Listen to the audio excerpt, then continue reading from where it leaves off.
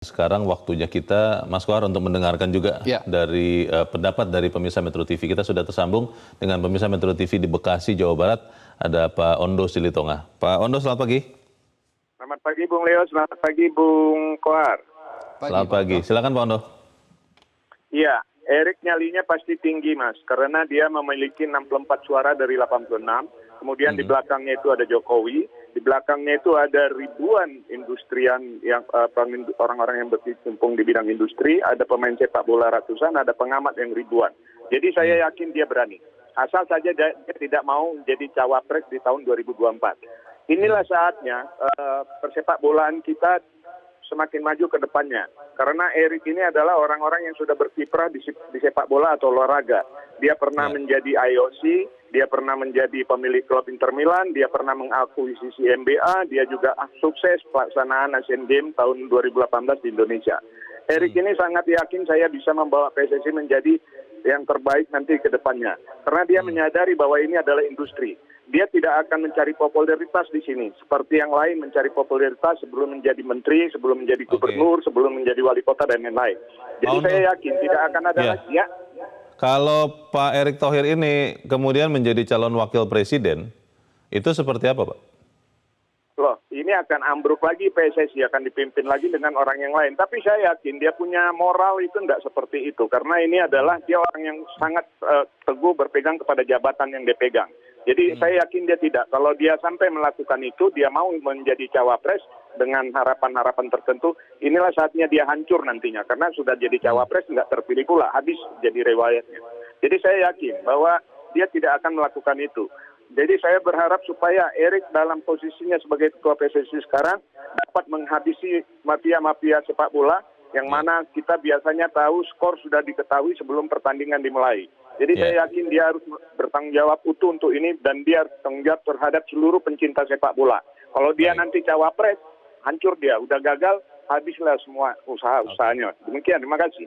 Terima kasih Pak Ondo Silitonga di Bekasi, Jawa Barat. Selamat pagi Pak. Tiga pemirsa, kelihatannya Pak Ondo yang percaya bahwa Pak Erick akan fokus sebagai Ketua Umum PSSI. Dan Pak Ondo mengatakan yakin bahwa tidak akan mencalonkan sebagai Wakil Presiden. Tapi dua pemirsa lagi, Mas Kohar mengatakan, ya bagaimana bisa fokus sementara pekerjaan sebagai Menteri BUMN, kalau nantinya calon sebagai Wakil Presiden dan misalnya masuk, PSSI-nya jadi dikorbankan lagi. Bagaimana Mas Kohar? Seorang Erick Thohir kita kenal, dia sangat profesional kan dalam industri, dalam manajemen, dalam bahkan ketika memimpin BUMN banyak orang memuji beberapa ya, meskipun kritik juga tetap ada, itu biasa. Ketika dia menangani sepak bola bagus, tetapi apakah dia bisa membongkar karut-marut di PSSI? Itu harus kita buktikan nanti. Tetapi kan paling tidak dia sudah menjanjikan sesuatu. Publik mencatat. Hanya saja memang awalan dari KLB ini sudah dimulai dari sesuatu yang kurang baik. Bahkan tidak baik sebagian orang mengatakan. Apa itu? Proses pemilihan wakil ketua umum.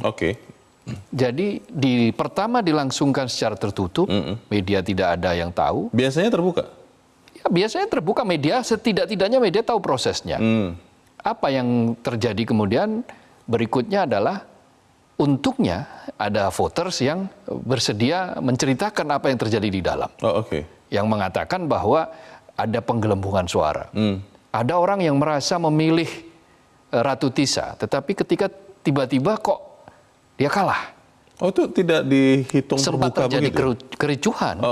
Maka ditengahi oleh Iwan Bule, Muhammad Triawan, mantan ketua umum PSSI ya.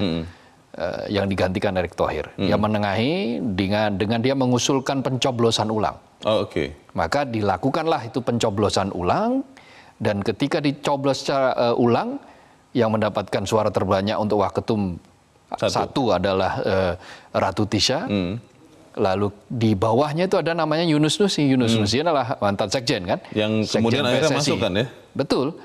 Sebagai yang ketiga baru umum. kemudian Menpora Zainuddin Amali. Tetapi yang mengagetkan banyak kalangan adalah tiba-tiba Yunus Nusi mundur. Padahal dia ketika pemilihan pertama maupun pemilihan ulang Masuk sebagai waketum. Masuk sebagai waketum. Yang pertama dia dengan Zainuddin Amali, yang kedua Ratu Tisha dengan dia kan gitu. Ada apa ya? Ada apa?